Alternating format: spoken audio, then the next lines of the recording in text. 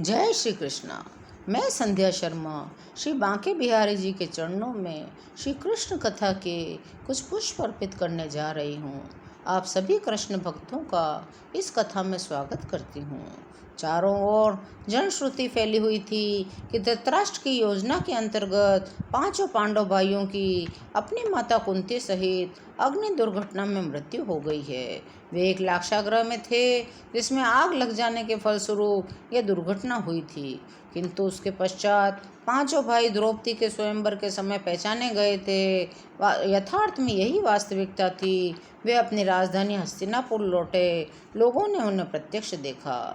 जब यह समाचार श्री कृष्ण और बलराम जी ने सुना, श्री कृष्ण ने उनसे व्यक्तिगत रूप से भेंट करने की इच्छा प्रकट की। अतएव श्री कृष्ण ने हस्तिनापुर जाने का निश्चय किया। इस बार श्री कृष्ण ने एक राजा की भांति अपने सेनापति युयुधान और अन्य अनेक सैनिकों सहित राजसी ठाट बाट से हस्तिनापुर की यात्रा की। वास्तव में उन्हें आने का निमंत्रण नहीं दिया गया था, फिर भी अपने महान भक्तों के प्रति अपने स्नेह के कारण वे पांडवों से भेंट करने गए। श्री कृष्ण बिना ही पूर्व सूचना के पांडवों के यहाँ गए। भगवान के दर्शन करते ही पांडव बंधु अपने अपने आसनों से उठ खड़े हुए। श्री कृष्ण को मुकुंद कहा जाता है, क्योंकि जैसे ही कोई श्री कृष्ण के निरंतर संपर्क में आता है अथवा पूर्ण मुक्त भावनामृत में उनके दर्शन करता है, वैसे ही वह तत्काल समस्त भौतिक चिंताओं से मुक्त हो जाता है। श्री कृष्ण का स्वागत करके पांडव अत्यंत उत्साहित हो उठे, जैसे कोई अचेतना अवस्था से अथवा प्राण हानि के पश्चात पुनः चेतन हो जाए। श्री कृष्ण का पांडवों ने इस प्रकार स्वागत किया मानो उन्हें पुनः चेतना प्राप्त हुई हो। इस प्रकार वे अत्यंत उत्साहित हो गए। भगवान श्री कृष्ण ने उनमें से प्रत्येक का आलिंगन किया। श्री भगवान के आलिंगन से वे सभी भौतिक दूषणों के फल से तत्काल मुक्त हो गए। आध्यात्मिक आनंद में सभी मुस्कुरा रहे थे। यद्यपि श्री कृष्ण भगवान हैं, तथापि वे सामान्य मानव का अभिनय कर रहे थे। उन्होंने तत्काल ही युधिष्ठिर तथा भीम का चरण स्पर्श किया, क्योंकि वे दोनों उनकी बुआ के बड़े पुत्र थे। अर्जुन ने सम आयु के मित्र की भांति श्री कृष्ण का आलिंगन किया। नकुल और सहदेव छोटे भाइयों ने उनका आदर करने के लिए श्री कृष्ण के चरण कमलों का स्पर्श किया। पांडवों तथा भगवान श्री कृष्ण के पद के योग्य सामाजिक शिष्टाचार के अनुसार सौहार्दपूर्ण आदान प्रदान के पश्चात श्री कृष्ण को उच्च आसन दिया गया। इस भांति जब सब लोग उचित आसन पर बैठ गए, पांचों भाइयों ने भगवान श्री कृष्ण के समीप अपना आसन ग्रहण किया। पांचों भाइयों से भेंट करने के पश्चात भगवान श्री कृष्ण पांडवों की माता और अपनी बुआ श्रीमती कुंती देवी से स्वयं भेंट करने गए। अपनी बुआ के प्रति आदर प्रदर्शित करते हुए श्री कृष्ण ने उनका चरण स्पर्श किया। कुंती देवी के नेत्र भीग गए। उन्होंने अत्यंत प्रेम से, अत्यंत भावनापूर्वक अपने भतीजे श्री कृष्ण का आलिंगन किया। उन्होंने श्री कृष्ण से अपने पितृकुल के सदस्यों, अपने भाई वसुदेव, उनकी पत्नी, परिवार के अन्य सदस्यों का कुशल समाचार पूछा।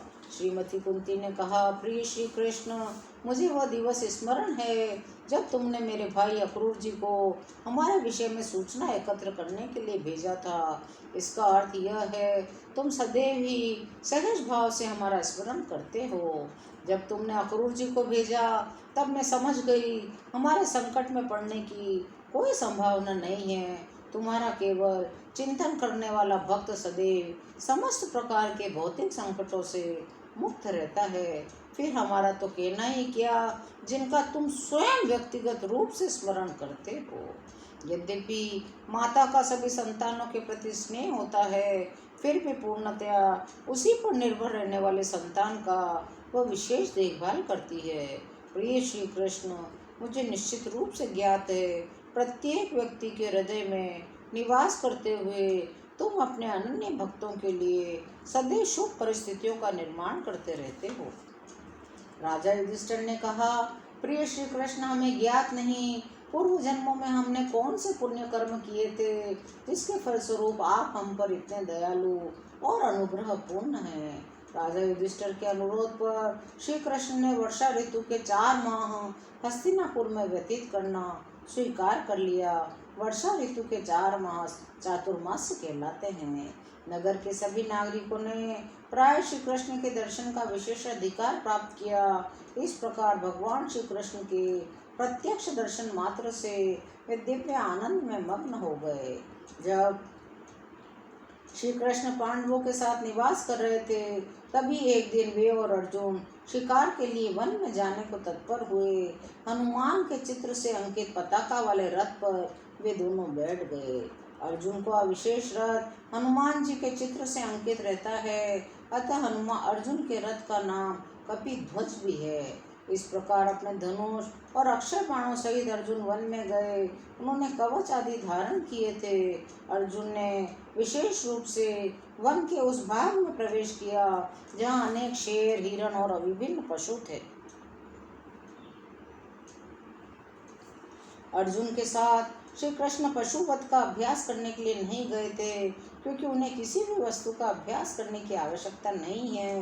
वे स्वयं पूर्ण हैं। वे अर्जुन को अभ्यास करता हुआ देखने जाते थे, क्योंकि भविष्य में उन्हें अनेक शत्रुओं का वध करना होगा। अर्जुन ने अपने बाणों से भेद कर अनेक गैंडों, हिरणों, खरगोशों, साहियों और उन्हीं के समान अन्य पशुओं का भी वध किया।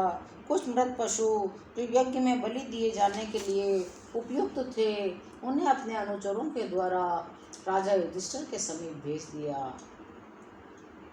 वनों में अनेक साधु और संत जन निवास करते हैं, अतः क्षत्रिय राजाओं का यह कर्तव्य है वन को भी निवास के योग्य शांतिपूर्ण स्थिति में रखा जाए।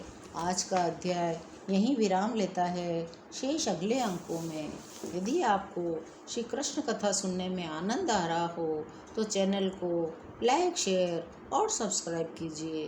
कमेंट में जय श्री कृष्ण अवश्य लिखिए। जय श्री कृष्ण।